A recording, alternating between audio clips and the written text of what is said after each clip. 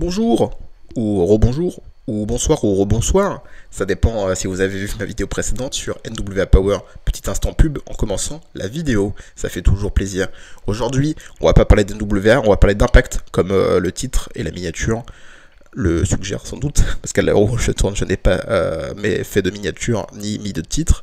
Mais voilà, aujourd'hui, je vais vous parler d'Impact qui a eu lieu également le 4 février 2020, tout comme NWA Power. C'est tourné le même soir, enfin en tout cas c'est diffusé le même soir, pour le plus grand plaisir des fans de catch. Je n'ai pas fait de critique la semaine dernière, je fais une petite aparté en début de vidéo, pour vous dire tout simplement que la semaine dernière je n'ai pas trouvé le show fantastique. Je vous avoue que tout ce qui se passe du côté du Mexique quand Impact est au Mexique ne me plaît guère.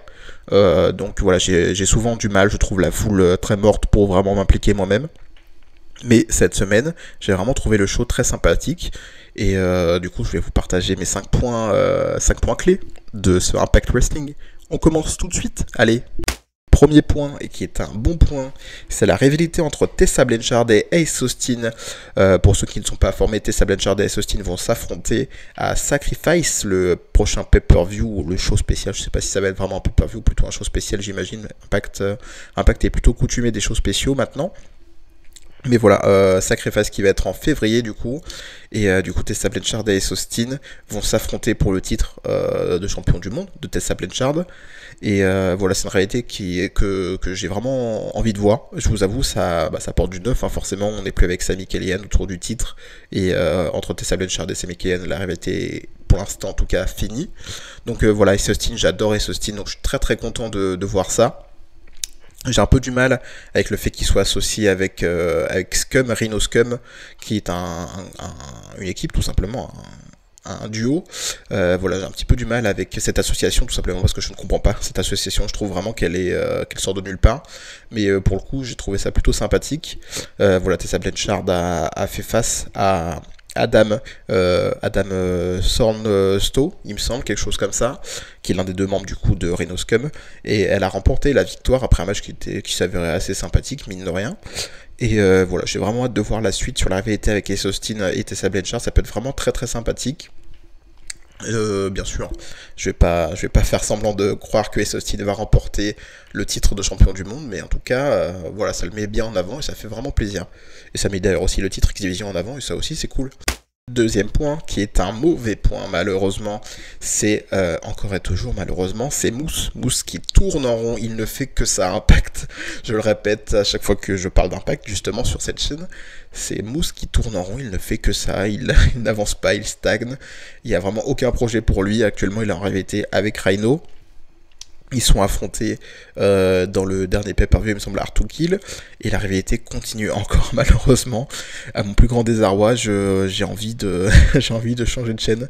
Dès que je vois Moose qui tourne en rond, j'ai vraiment envie qu'il fasse quelque chose avec Moose Impact, mais ça n'a pas l'air d'être leur objectif. Ça fait combien d'années que maintenant que Moose est du côté de Impact? Ça fait 4 ans, 3-4 ans peut-être, quelque chose comme ça. Et il est jamais allé très haut, quoi. Il me semble que la seule fois où il était vraiment proche du titre, c'est quand il accompagnait Austin Aries, dites comme le vous voulez. Voilà, quand il était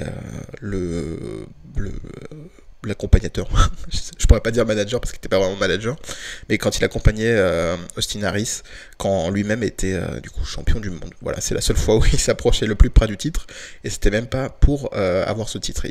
D'ailleurs, oui, il avait affronté Austin Aries avant de se joindre à lui, il l'avait affronté pour le titre justement.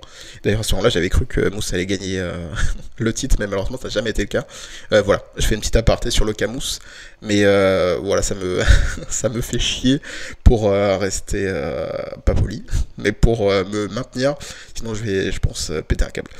Troisième point, c'est le retour de Su Yung. Je sais que ça va faire plaisir à sans doute une personne qui écoute cette vidéo, vous la reconnaîtrez sans doute.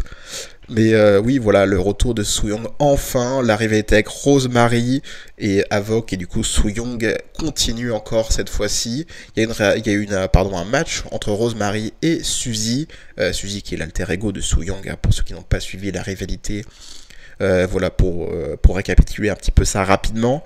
Avoc a tout simplement pendu Su Yung. Je sais que pour les gens qui ne sont pas vraiment habitués à ce genre de choses, vous allez être un petit peu choqués peut-être.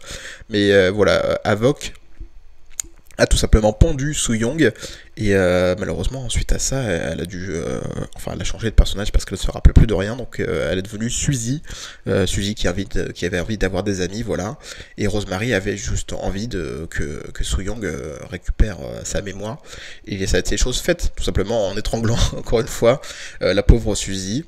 Et du coup, voilà, elle a retrouvé la mémoire. Et malheureusement, à ce moment-là, Avoc était en train d'arriver. Et donc, du coup, Su Yung a fait face à Avoc. Et la rivalité va encore continuer. Et vraiment, c'est pour moi l'un des points les plus positifs du côté d'Impact. C'est vraiment cette rivalité qui, certes, est totalement farfelue, sur le papier en tout cas, mais est très bien menée et est totalement assumée, ce côté second degré que j'apprécie vraiment beaucoup pour le coup. Voilà, il se donne vraiment à fond, même en termes de réalisation. C'est vraiment super plaisant. Et j'adore vraiment quand le genre de délire va vraiment au fond. Et ça fait vraiment plaisir parce qu'Impact arrive à très bien le faire, comme ils l'ont fait déjà à l'époque avec Broken Matt Hardy. Mais voilà, maintenant c'est avec Su Yung et c'est très bien réalisé. J'ai hâte de voir la suite de cette rivalité qui pour le coup est très étrange.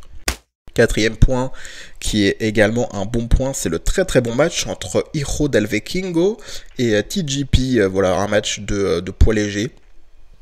Les deux ont fait un très bon match. J'adore Vikingo. Il me semble que je l'ai dit la semaine dernière bah non, pas dans ma critique parce que je n'ai pas fait de critique la semaine dernière. Mais il me semble que je l'ai déjà dit peut-être dans une critique d'Impact que j'avais fait à l'époque. Mais voilà, Vikingo c'est vraiment l'un des rares luchadors que j'apprécie instantanément dès que je le vois, en tout cas du côté de la AAA qui commence à baisser en prestance, je trouve, hein, la promotion, bien sûr, pas Vikingo. Mais voilà, un match qui était très bon. TJP m'a vraiment plu, ce qui est étonnant parce que vraiment j'ai du mal avec lui ces derniers temps, mais il a vraiment eu un côté très technique. En fait, TJP, les seuls moments où je l'ai aimé, c'est du côté de la New Japan, depuis qu'il est parti de la WWE.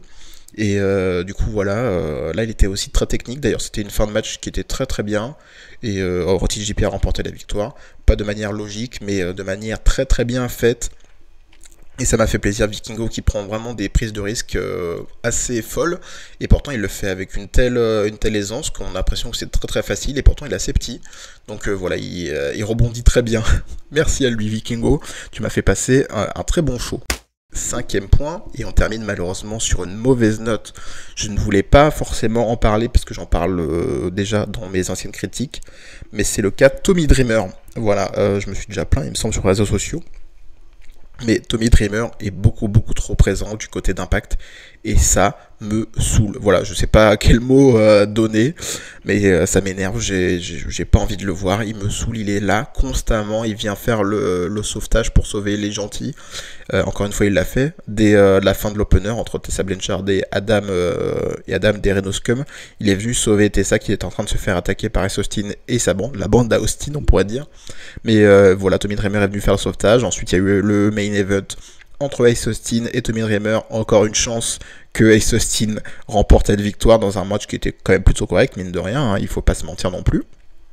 Mais voilà, Tommy Dreamer, j'en ai assez du côté d'Impact. Je sais pas, il doit avoir des parts, il a menacé quelqu'un derrière dans les vestiaires pour être présent aussi souvent.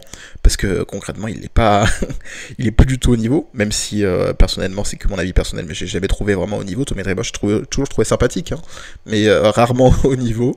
Et voilà, le mec a plus d'une cinquantaine d'années maintenant. Physiquement, il est plus là. Puis il n'y a plus rien qui sort de lui. La seule chose qui a réellement fait la différence sur ce match, c'est le fait qu'il se prenne un blade job, donc du coup qu'il saigne. Mais sinon, concrètement, il n'y a rien du tout. Qui se dégage de Tommy Dreamer, malheureusement. Voilà, mine de rien, c'était un bon main event que je vous invite à aller regarder si vous avez 10 minutes à perdre, même pas 10 minutes. Mais voilà, c'est la fin, le dernier point qui malheureusement est une fin de show qui me reste sur le moral parce que Tommy Dreamer, j'en ai assez. Voilà, on s'arrête ici sans aucune transition. On parle de NXT et de WWE plus tard dans la semaine. Si ça vous va, n'hésitez pas à liker, à commenter, même si ça vous plaît, et si vous avez envie d'en voir plus des critiques comme celle-ci, je vous invite à aller voir la fin de ma vidéo précédente pour un petit peu, voilà, pour un petit brief de ce nouveau format. Pardon, je sais plus parler, je vais vite m'arrêter. Si jamais ça vous a plu, n'hésitez pas à liker, commenter. Dites-moi si vous aimez ce nouveau format de 5 points, si ça vous plaît. Et on se retrouve très rapidement pour les critiques des autres shows hebdomadaires, toujours en 5 points. Et on garde que le bon ou le plus mauvais. Ça dépend des shows. Bisous!